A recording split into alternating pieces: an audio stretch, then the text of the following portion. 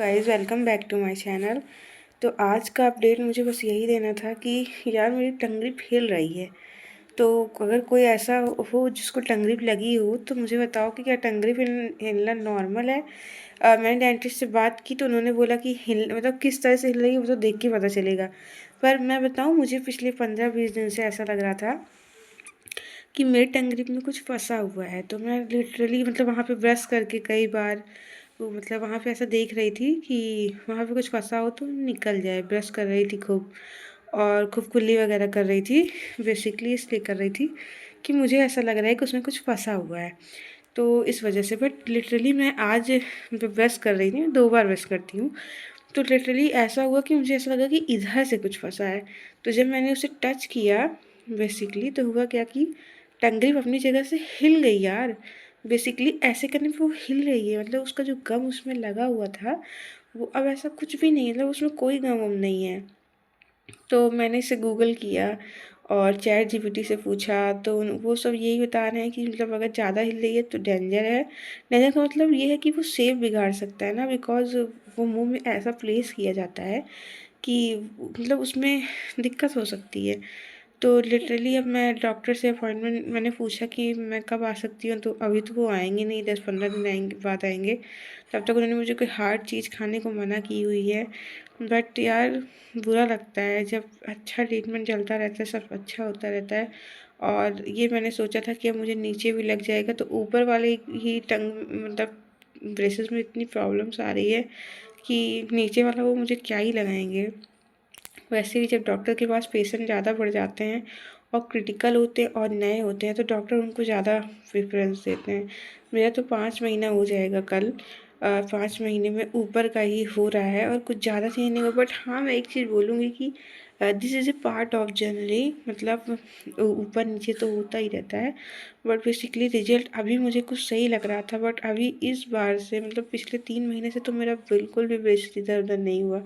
जैसे वो लगाते थे वैसे लगा रहता था। पर इधर इस महीने में इतना दिक्कत हुई मुझे।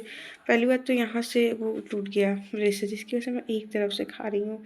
और वैसे मैं सब कुछ खा लेती हूँ लेकिन दिक्कत तो हो ही रही है। एक तरफ अगर आप ब्रश बहुत बुरा लगता है कि एक ही तरफ से खा रही हो और दूसरी तरफ से तो जैसे सो के उठे हो, और उस तो बुरा लगता है थोड़ा सा ना कि एक ही तरफ से खा रही हूँ और इस पे ज़्यादा प्रेशर पड़ेगा। जैसे 2 तरफ से खाओ तो दोनों पे थोड़ा थोड़ा प्रेशर रहता था तो ओके रहता था। बट अभी क्या है कि दोनों तरफ प्रेशर एक ही तरफ प्रेशर पड़ रहा है, तो ये भी तो दिक्कत ही है ना। और दूसरे इधर की टंगरी भी टूट गई। अभी तक क्या था कि इधर से मैं खा भी नहीं रही हूँ। लिटरली मैं पिछले एक हफ्ते से मैं इसमें कुछ खा भी नहीं रही हूँ। फिर इधर की ग्रिप कैसे निकल गई, इधर का गम कैसे निकल गया, मुझे कोई आइडिया नहीं है।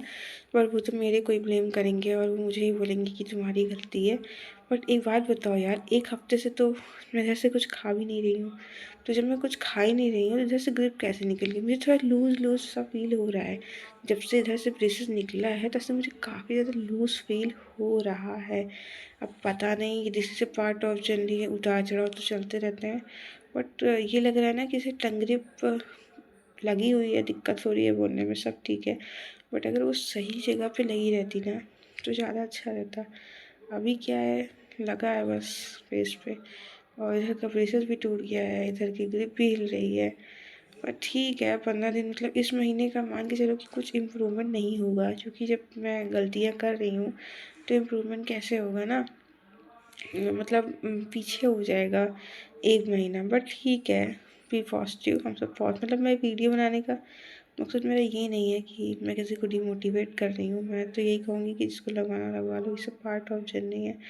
आज है कल सही हो जाएगा और हो जाएगा। बट हिल रहा है, अभी मैं आपको हिला के भी दिखा देती, बट दिस इज़ अच्छा नहीं लगेगा। ये देखो, ये ग्रिप टिक भी रही है थोड़ी सी, तो ये अच्छा नहीं लगेगा कि मैं आपको अंदर से दिखाऊँ, हिला के दिखाऊँ कि हिल रही है या कहाँ से हो रही है।